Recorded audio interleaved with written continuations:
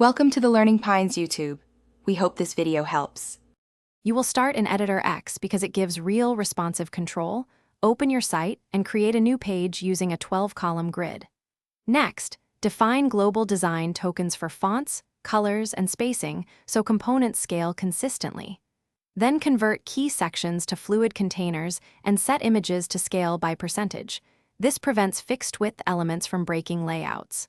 Finally, add the first custom breakpoint where your layout needs a distinct rearrangement so you can fine-tune behavior. Once the page skeleton is fluid, focus on detailed behavior. Convert repeated sections into responsive grids and define gap, align, and wrap rules so items flow naturally. Make sure each component has sensible min/max widths and a defined order per breakpoint so content reads logically on small screens.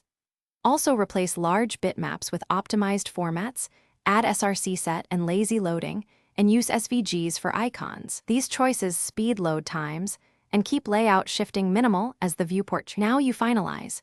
Preview every breakpoint, rotate device orientations and test interactions, menus, anchors, and forms to confirm behavior. Make sure text sizes, line lengths, contrast, and tap targets meet usability standards. Adjust spacing or swap stacked layouts where reading suffers. Once satisfied, publish a test URL and validate performance with real devices or emulators. If something breaks, revert the last change or isolate the problematic component. Troubleshooting tip: inspect min/max widths and fix position elements first. Thanks for watching. Consider subscribing if we helped you.